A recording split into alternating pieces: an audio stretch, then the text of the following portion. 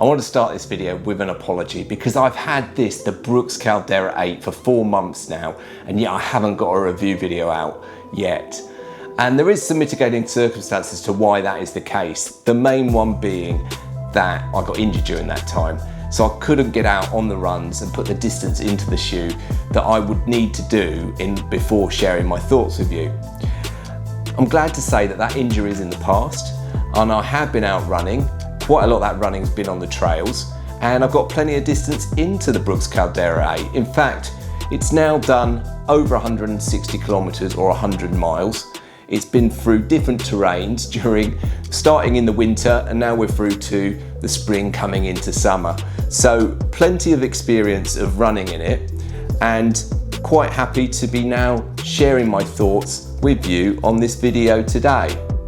But before we get started, just a quick disclaimer. It is a shoe that was sent to me by Brooks for the purpose of doing a review. I thank them for that, but that won't influence me, I hope, in terms of what I say to you about the shoe. And I've certainly gathered my thoughts, and there's some good stuff to tell you about it, and some stuff that I think can be improved. So let's get stuck into it, and here's my review of the Brooks Caldera 8. Let's start with some stats. Firstly, I want to start with the midsole. It's using DNA Loft V3. It's a nitro-infused midsole that you also find in the Ghost 16 or the Ghost Max 2. The stack height, well, the heel 38.5 millimeters and the toe 32.5 millimeters, giving you a heel to toe drop of 6 millimeters. The outsole has plenty of rubber and a nice arrangement of lugs. They have a depth of 4 millimeters. Some notable things to say about the upper. Firstly, in the toe area, it's got some nice protection there for when you're out on the trails. If you hit a rock or anything, that's going to help you. You can see the midsole is providing some walls up against the side of the upper for some stability. The tongue is it's not ultra thin, and it's not really sort of padded like you might find on some of the Brooks road shoes. The laces, they're going around these little loops. You've also got on the tongue a little elasticated thing, which I think is if the laces are too long after you've tied them up, you can kind of you can put them into that elasticated bit to keep them all out of the way. Heel area, I found the heel to be a little bit low, but it's certainly padded at the back and at the sides. It's got a heel tab there that might be useful to you when you put the shoe on, and there's a bit of an internal heel counter giving it some stability around the back of the heel there. Price of the shoe up on the screen now, so you can see how much this will set you back if you decide to purchase it at the recommended retail price. I'm going to move on now, give you some of my thoughts about this shoe. But before I do that, just want to say where Brooks would see this shoe fitting into their trail running shoe lineup. This one is going to be the one that they would recommend for your longer trail distances. So, you know, you could go up to ultramarathon distances in this shoe. And the reason for that is the cushioning that they've got in it. It's got plenty of cushioning. Now, I found that cushioning to be very comfortable. In fact, it's not too hard, it's not too soft, just hits the right spot for me. It's probably a little bit harder when the shoe was new, and it's got softer over time. Particularly now, I'm running now on the drier trails. We haven't had a lot of rain at all here. This shoe is suiting me well for both grip and comfort. I'm not feeling the rocky ground underneath my foot, which is something that, you know, on some trail running shoes you do tend to find. And I've done a number of different distances. The longest distance I've managed to get in the shoe is half marathon distance. That's just my level of fitness at the moment. I couldn't really go much further than that, but I could certainly imagine going further than that in this shoe because I got no fatigue in my legs at all running a half marathon distance trail run in the shoe, and certainly plenty of comfort, which I think is one of the benefits that I have found most with the shoe. As I mentioned, I've run in quite a lot of different terrains and different weather conditions in this shoe. And when I first got it, there was some snow on the ground, it was a bit icy, some frost as well. And then we also got quite a wet spell as well with the rain. I've got to say, probably not so good suited to muddy conditions out there.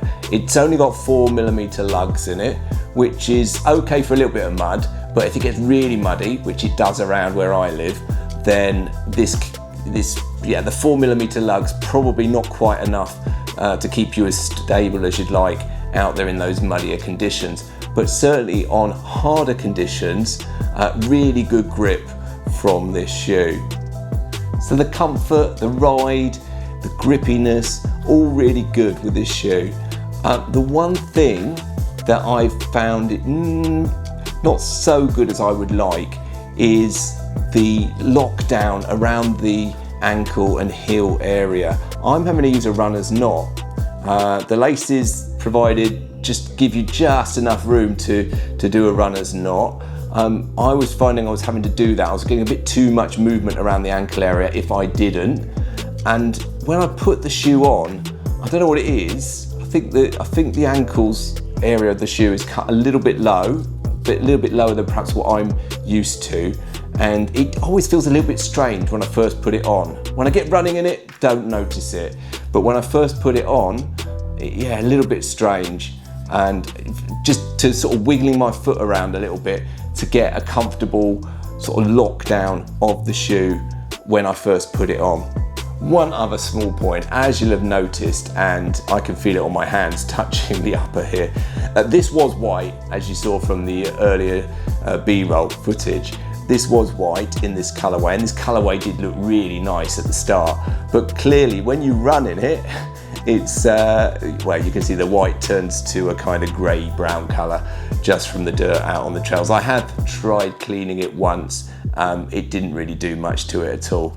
Does that bother me? Not in the slightest. I don't really care too much about how the shoe looks. It's how the shoe feels and how the shoe performs out there when you're running on the trails. Up until now, most of the trail running shoes that I've had and run out on the trails on have been by companies that specifically design and make trail running shoes. They may have a road running shoe, but they're much more well known for trail running shoes. And Brooks, I guess you could say, is the reverse of that. Brooks are much more well known for their road running shoes and have been for many, many years. And but they make trail running shoes as well. I've just never had the opportunity until now to run in a Brooks trail running shoe. And I've got to say, I'm pretty impressed. You're getting some of that comfort that you've come to expect of a Brooks road running shoe, but you're getting that comfort for the trails as well. And this has definitely been, since I've got this shoe, this has definitely been my go-to trail running shoe, just purely and simply because it's giving me that comfort and it's helping my legs to stay very fresh throughout the run and no noticeable fatigue at the end of the run. So definitely a shoe that I've enjoyed running in. I'm sure I'm going to get plenty of more distance out of the shoe. And guys, I hope you've enjoyed this review and you found it useful. If you have, do drop a comment below. If you have run in the Brooks Caldera 8 and you've got some views on it, drop them in below. It's not just my opinion that counts, and I'm sure other people watching this video would appreciate that. But until the next video, guys, goodbye.